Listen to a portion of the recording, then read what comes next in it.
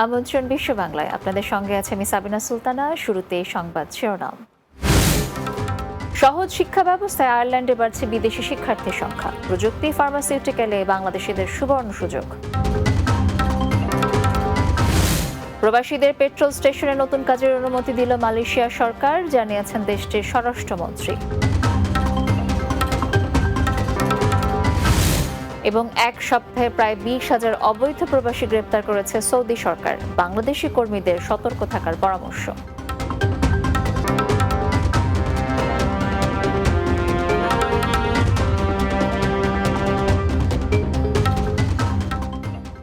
শুনছিলেন শিরোনাম, এবারে বিস্তারিত।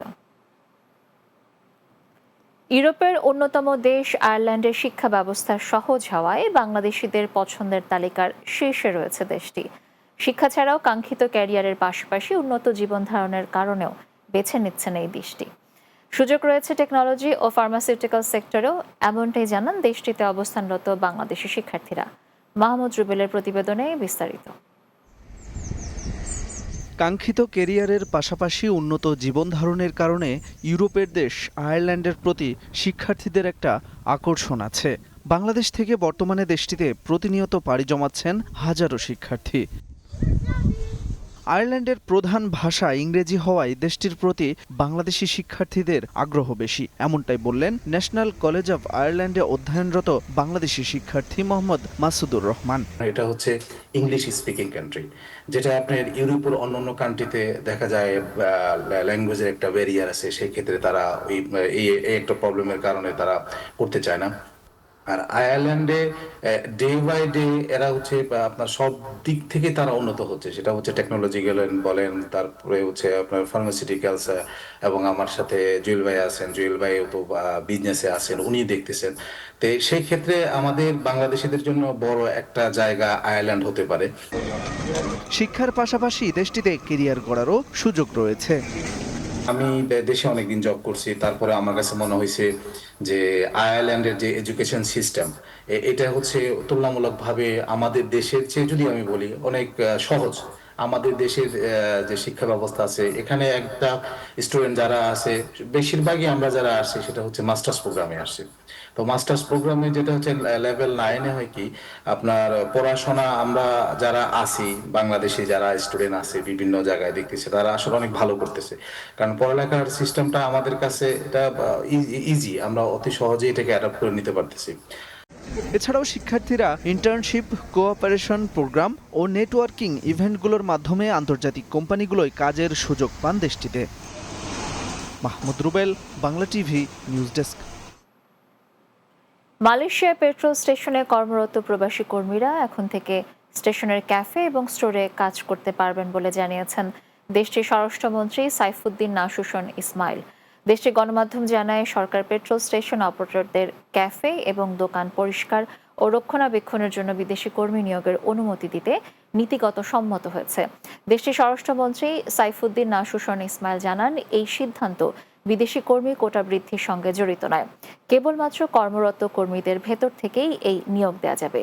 তিনি আরও বলেন, 1995 সাল থেকে পেট্রোল স্টেশনগুলো নিজের পরিষেবা কার্যক্রম বাস্তবায়ন করেছে।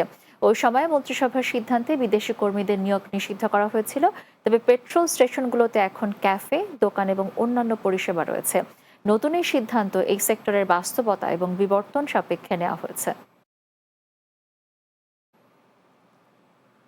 সৌদি আরবে গত এক সপ্তাহে অভিযান চালিয়ে প্রায় 20,000 প্রবাসীকে গ্রেফতার করেছে দেশটির আইনশৃঙ্খলা বাহিনী।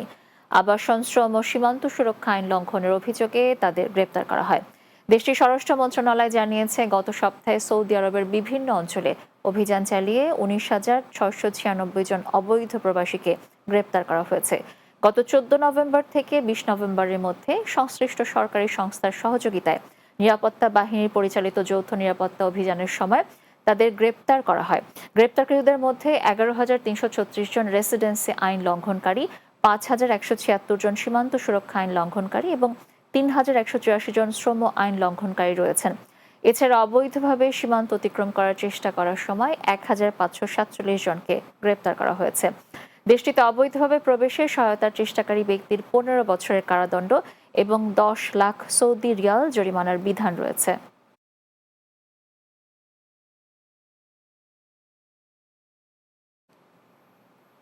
বিশ্ব বাংলারই পর্যায়ে নিচ্ছে ছোট্ট একটি বিরতি। ফিরে আসার পর অন্যান্য সংবাদের সাথে আরও যা থাকছে। আরব আমিরাতে নতুন বাংলাদেশি মালিকানাধীন মার্কেটের যাত্রা শুরু, সপ্তাহব্যাপী বিশেষ মূল্য ছাড়।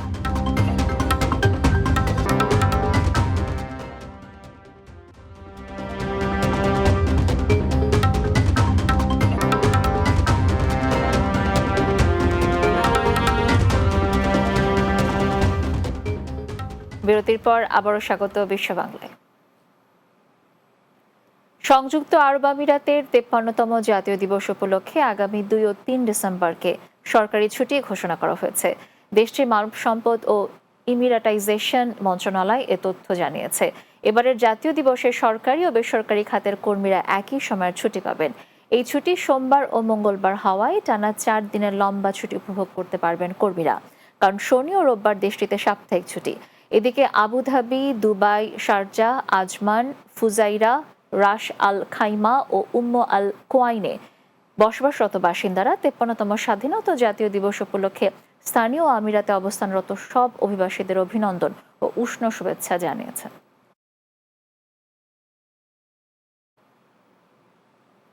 মাছ, মাংস, তরি তরকারি ও গৃহস্থালী পণ্যের সমাহার নিয়ে সংযুক্ত আরব আমিরাতে যাত্রা করেছে বাংলাদেশি মালিকানাধীন প্রতিষ্ঠান day mart hyper market. Abu Dhabi প্রতিনিধি এম আব্দুল মান্নান জানান, রোববার রাজধানী আবুধাবির মরুর রোডের খলিফা ইউনিভার্সিটির পাশে এই প্রতিষ্ঠানটি উদ্বোধন করা হয়। এতে উপস্থিত ছিলেন স্থানীয় কমিউনিটি ব্যক্তিত্ব doctor Jaber Amani, motivational speaker mister Riaz Hakim, social media influencer mister Wahid ও প্রতিষ্ঠানটির managing director mister Mahid Mabanchari সহ অনেকে। এ সময় উদ্যোক্তারা স্থানীয় প্রবাসীদের প্রতিষ্ঠানটি থেকে কেনাকাটার আহ্বান জানিয়ে বলেন, ডেমার্ট হাইপার মার্কেট উদ্বোধন উপলক্ষে সপ্তাহব্যাপী রাখা হয়েছে বিশেষ মূল্য ছাড়। It's not simple to run a business for many years with multiple outlets. इनके मयार के मुताबिक यहाँ पर बहुत ही बेहतरीन मयार के सामान और आला quality. This is the crowd is the marvelous getting because of the credibility of this business part. I'm so glad to host this evening, and we've got here a lot of plenty of guests as well. लोग इधर सामान लेने के लिए आया, इधर बहुत अच्छा है, आप लोग आ सकते हैं। আমরা এখানে সবাই স্টাফ আছি, আমরা সবাই ডেমার্টে কাজ করি। এখানে আল্লাহর রহমতে সব ধরনের আইটেমসই আছে এখানে। যুক্তরাজ্যের রাজধানী লন্ডনে বিবিসিসিআই লন্ডন রিজিয়নের নেটওয়ার্কিং সভা অনুষ্ঠিত হয়েছে। সভায় নির্বাচনের মাধ্যমে সংগঠনটির সবগুলো কমিটি গঠনের সিদ্ধান্ত নেওয়া হয়। লন্ডন ব্যুরো চিফ চৌধুরী মুরাদের প্রতিবেদনে বিস্তারিত। British Bangladesh chamber of commerce and industry BBCCI এর লন্ডন রিজিয়নের নেটওয়ার্কিং সভা অনুষ্ঠিত হয়েছে। মূলত আজকের অনুষ্ঠানটি হচ্ছে নেটওয়ার্কিং মেম্বারদেরকে নিয়ে। অনুষ্ঠানে আমরা ঘোষণা দিচ্ছি যে লন্ডন রিজনকে আমরা একটি কমিটি গঠন করব, মেম্বার থেকে নেওয়া হবে এবং মেম্বারের বুথে এই কমিটি গঠন করা হবে।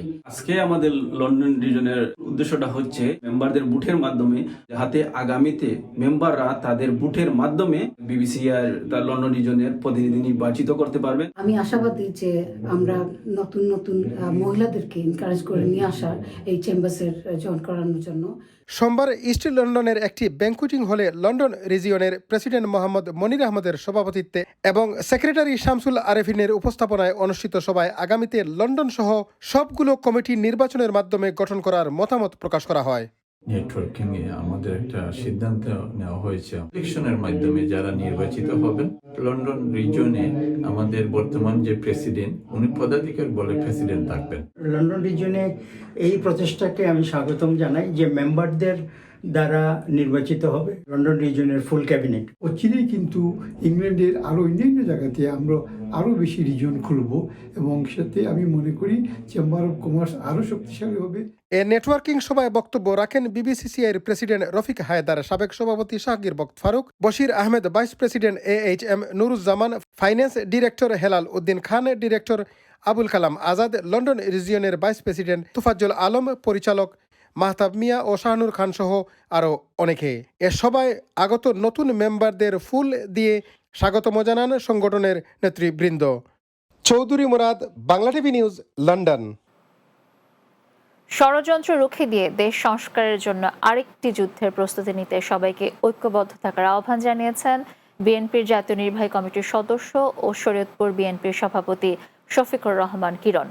ইতালির ব্যুরো চিফ শাওন আহমেদ জানান, ইতালিস্থ শরীয়তপুর জেলা বিএনপি আয়োজিত গণসংবর্ধনায় এ আহ্বান জানান তিনি। ইতালি বিএনপির প্রচার সম্পাদক মৃধা শহীদুল ইসলামের পরিচালনায় সভায় বক্তব্য রাখেন ইতালি বিএনপির প্রধান উপদেষ্টা হাজী মোহাম্মদ লুকিয়তুল্লাহ ও ভারপ্রাপ্ত সভাপতি আমিনুর রহমান সালাম। প্রধান বক্তা ছিলেন যুবদলের সভাপতি জাকির হোসেন গনি। এছাড়া উপস্থিত ছিলেন ইতালি বিএনপির সহসভাপতি ও যুগ্ম সাধারণ সম্পাদক সহ রোম মহানগর বিএনপি, যুবদল, শ্রমিক দল, স্বেচ্ছাসেবক দল এবং জাতীয়তাবাদী বিভিন্ন সংগঠনের শীর্ষ নেতৃবৃন্দ।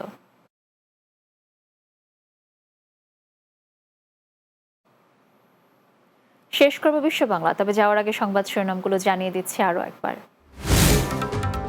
সহজ শিক্ষা ব্যবস্থায় আয়ারল্যান্ডে বাড়ছে বিদেশি শিক্ষার্থীর সংখ্যা। প্রযুক্তি এবং ফার্মাসিউটিক্যালে বাংলাদেশিদের সুবর্ণ সুযোগ। প্রবাসীদের পেট্রোল স্টেশনে নতুন কাজের অনুমতি দিল মালয়েশিয়া সরকার, জানিয়েছেন দেশটির স্বরাষ্ট্রমন্ত্রী।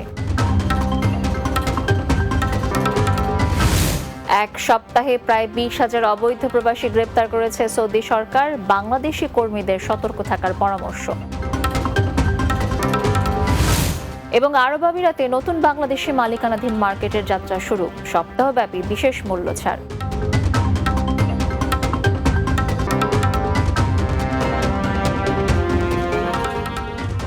দর্শক, এই ছিল বিশ্ব বাংলায়। এতক্ষণ সঙ্গে থাকার জন্য ধন্যবাদ সবাই।